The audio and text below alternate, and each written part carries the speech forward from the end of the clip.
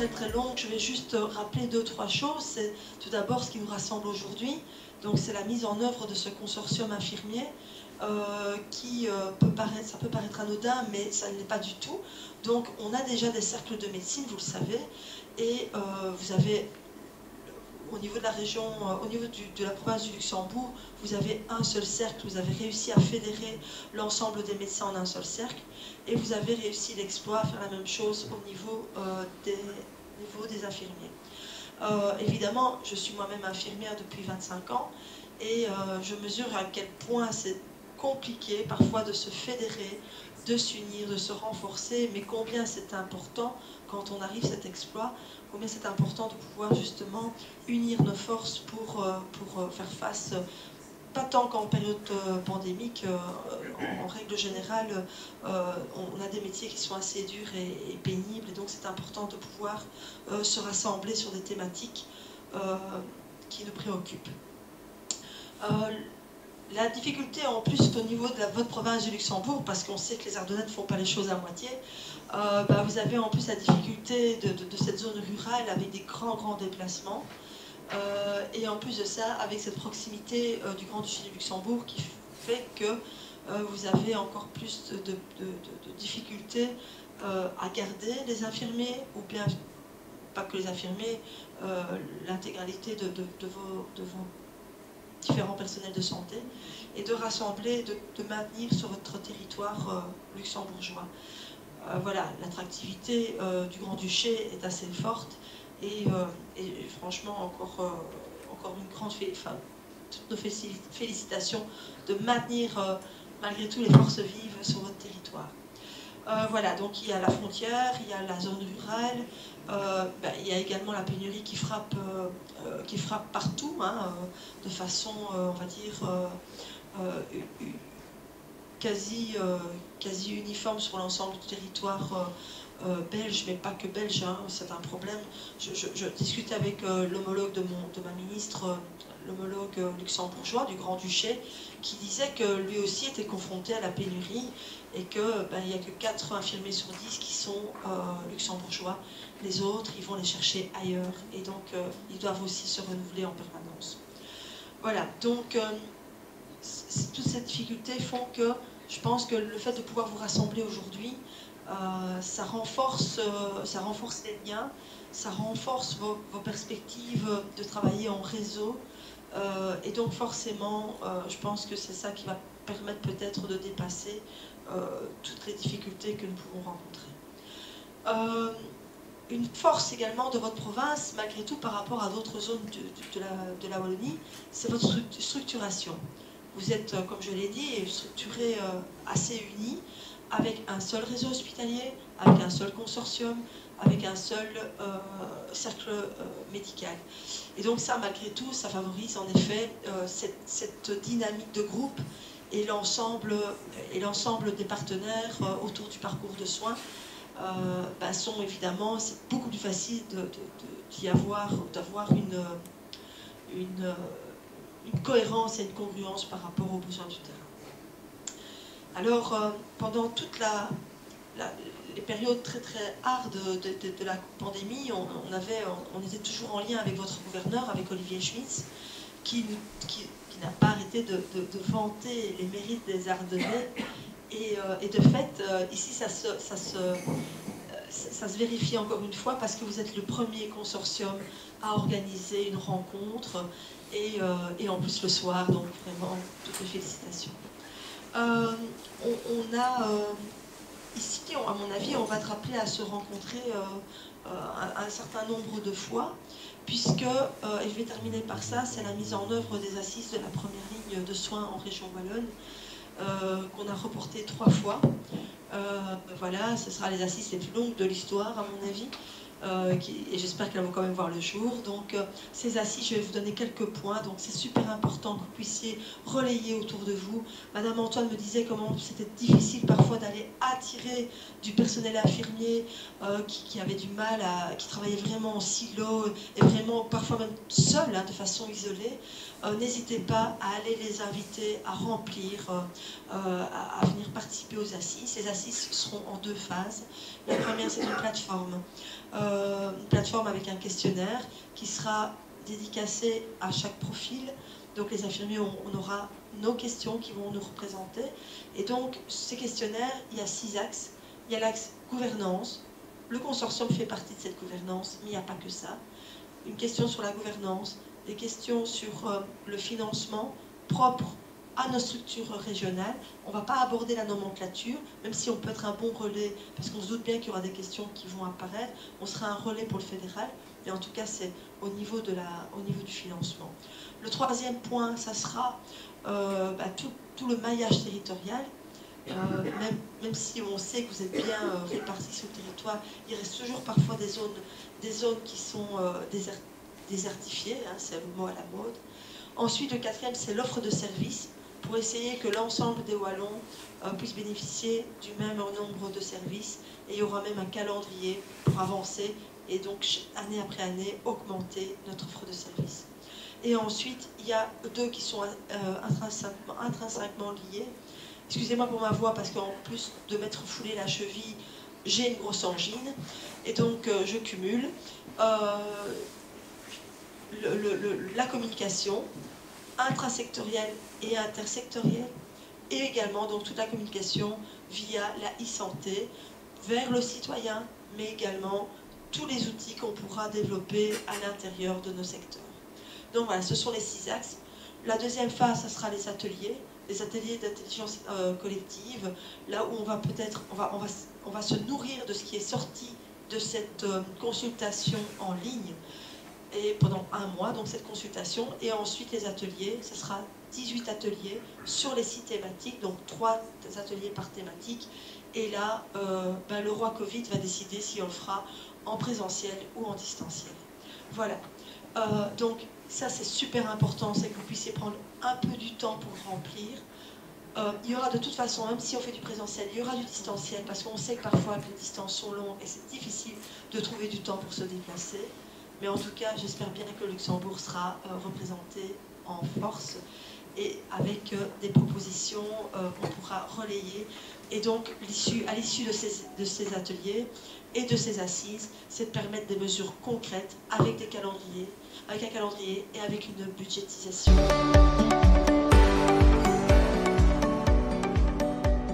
Trois ASBL. Donc, vous avez Pascal Adam, qui est la directrice de l'ASD et des soins à domicile. Pauline Anquinet, ici, qui représente le personnel infirmier de la CSD. Et alors, moi, c'est Christine Prézère, donc je suis la présidente de l'AIL, donc des infirmières indépendantes de la province du Luxembourg, et donc de cette nouvelle ASBL. Donc, comme Madame Libertio l'a expliqué en 2 mots quand même, donc c'est une ASBL qui se veut vraiment, qui voulait vraiment nous regrouper toutes ensemble pour pouvoir parler en une seule voix du secteur du domicile. En 2 mots pour expliquer pourquoi est-ce qu'on a créé ou comment est arrivée la création de cette ASBL, c'est qu'en fait, on a été interpellé en début de la crise Covid par Vivalia. M. Binet devait être ici présent ce soir, mais apparemment il a eu un contretemps. Et donc, on a eu des contacts très fréquents en début de crise Covid. Donc, on avait à peu près des réunions 2 fois par semaine. Donc, que ce soit principalement avec le CIST au départ, donc le secteur des infirmiers, des aides-soignantes, des aides à la personne, et ce qui nous a permis quand même de bien mieux nous connaître et de se rendre compte qu'en fait, sur le terrain, salariés ou indépendants, on fait quand même exactement le même travail. Donc au départ, on a été interpellé par le fédéral. Donc l'INAMI voulait mettre sur pied des soins de cohorte. Je ne sais pas si vous avez tous entendu parler des soins de cohorte. Donc en fait, c'était au départ créer des groupes d'infirmiers qui allaient s'occuper uniquement de patients Covid positifs ou suspectés de l'être, sur toute la province du Luxembourg. Donc le fédéral avait un financement pour ça, pour la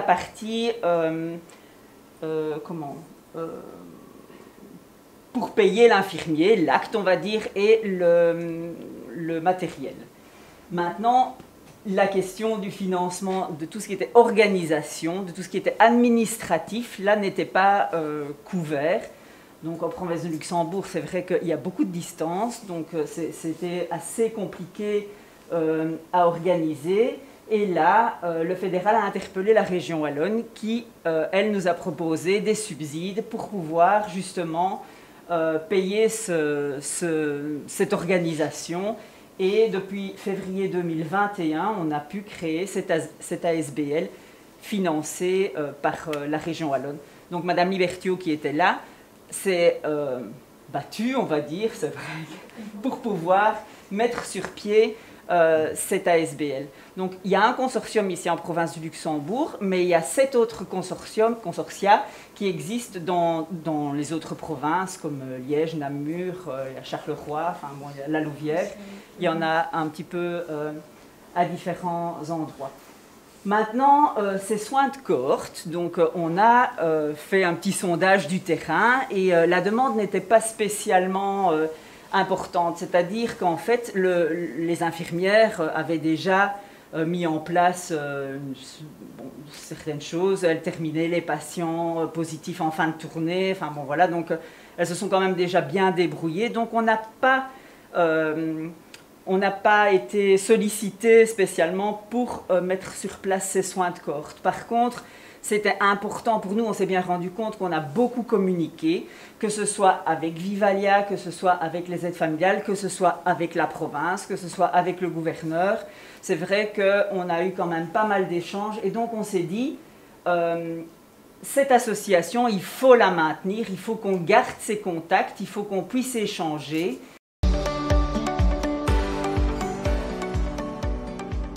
Le cercle se veut être un interlocuteur auprès des autorités locales comme la province, des autres prestataires, des structures de soins locaux comme le cercle de médecine générale, le CIST, le RLM, le secteur de la santé mentale et le secteur des soins palliatifs, des institutions hospitalières dans le cadre d'une collaboration accrue lors du parcours du patient hôpital-domicile mais aussi domicile-hôpital, et d'enjeux futurs tels que l'HAD qui se profile.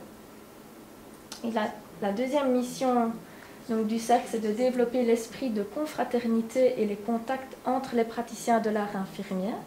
Donc se connaître tous ensemble, permettre de passer au-delà de nos différences et de se soutenir mutuellement dans le contexte de la réalité de notre profession.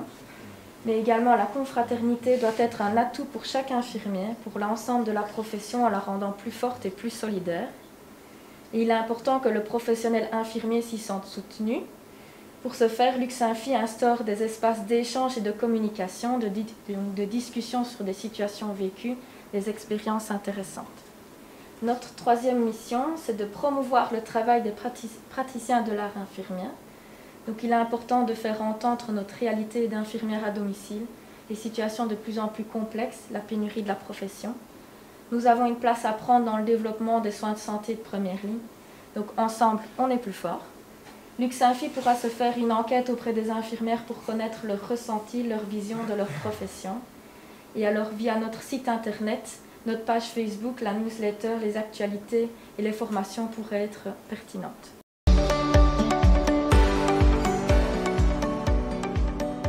À ce jour, on recense en tout cas au niveau du cadastre 463 infirmiers et 79 aides-soignants.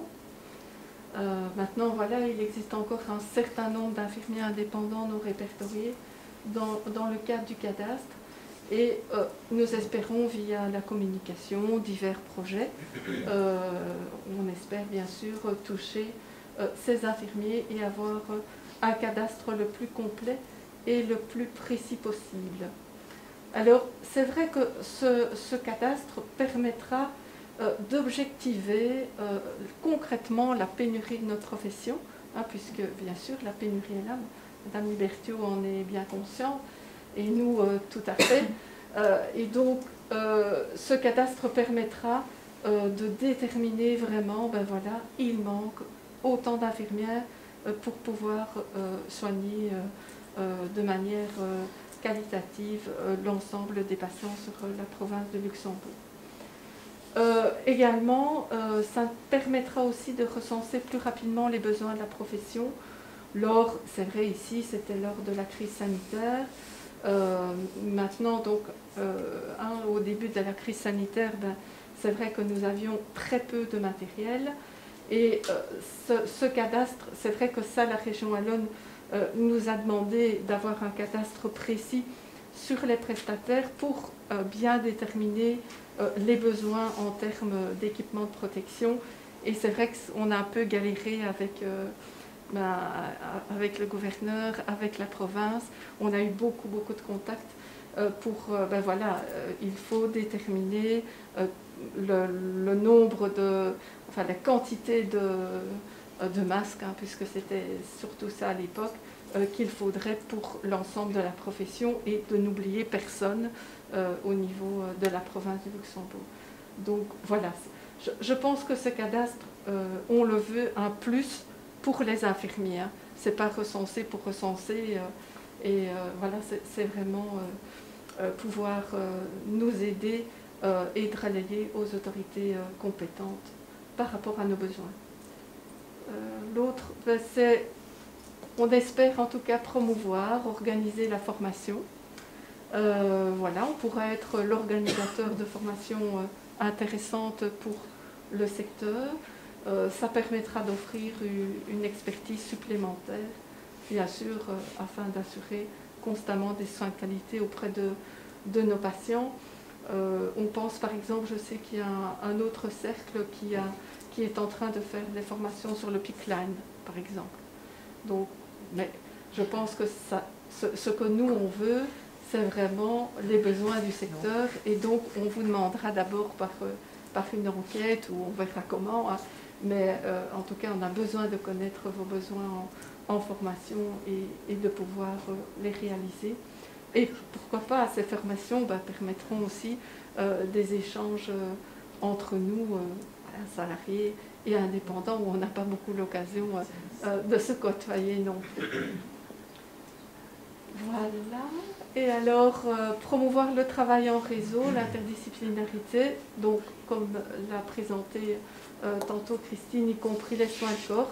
Ça, c'est vrai que c'est une demande de la région wallonne, en tout cas pour avoir aussi le subside. Donc, c'est ce que nous demande le fédéral, en tout cas via les soins de cohorte, mais aussi la région wallonne en soutenant les cercles, c'est travailler plus ensemble. Voilà. L'avenir, c'est vous devrez finalement, à un moment donné, travailler plus ensemble. On parle beaucoup des soins intégrés, et donc on sent bien, y compris avec les assises de première ligne, que nous devrons aller, en tout cas, dans ce processus. Alors voilà, hein, donc peut-être, on verra bien, bon, la vague, la quatrième vague est un peu là quand même maintenant. Maintenant, devrons-nous, à un moment donné, organiser ces fameuses tournées cohortes. Je dois bien vous dire que si on doit le faire, ça ne sera pas simple. Hein, mais voilà, en tout cas, on espère qu'on n'aura pas besoin, que ça va se passer. Mais c'est vrai que c'est une de nos missions, en tout cas en cas de pic de crise sanitaire. Donc il faut quand même qu'on s'y prépare.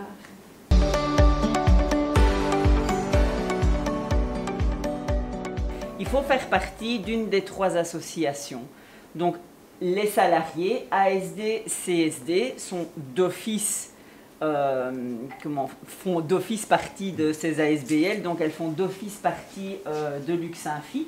Maintenant, au niveau des indépendantes, il faut être membre de l'AIL. Donc ça, c'est quelque chose sur lequel on va tenir, on tient à ça parce que c'est la seule façon de répertorier les infirmiers indépendants. C'est très compliqué d'envoyer des messages aux infirmières indépendantes qui ne se font pas connaître.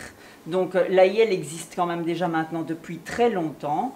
On a déjà organisé des formations, on essaye. Je pense que celles qui font partie depuis longtemps reviennent.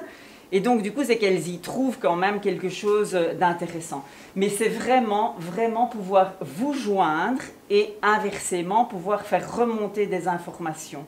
Si on ne demande pas cette affiliation à l'AIL, on va continuer à avoir des infirmières indépendantes un petit peu partout qu'on ne saura pas contacter. Donc ici, on a bien vu au moment de la crise sanitaire, donc, le gouverneur nous a fait confiance. Il est passé par les associations pour distribuer le matériel et pas par les communes.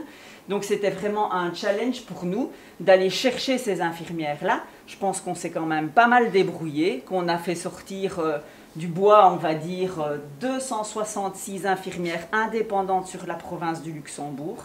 Donc on ne savait pas du tout où tout le monde se cachait. Maintenant, c'est vrai qu'on a eu beaucoup de contacts, que ce soit avec Vivalia ou avec la province. C'est le seul moyen qu'on a de pouvoir communiquer avec le terrain. Donc je pense que c'est vraiment important de pouvoir avoir cette confiance. Et voilà. Donc on a la chance d'avoir quelques médecins généralistes ici. Merci beaucoup, parce que c'est vraiment important pour nous aussi de pouvoir envoyer des messages, que ce soit des infirmières vers les médecins généralistes et inversement.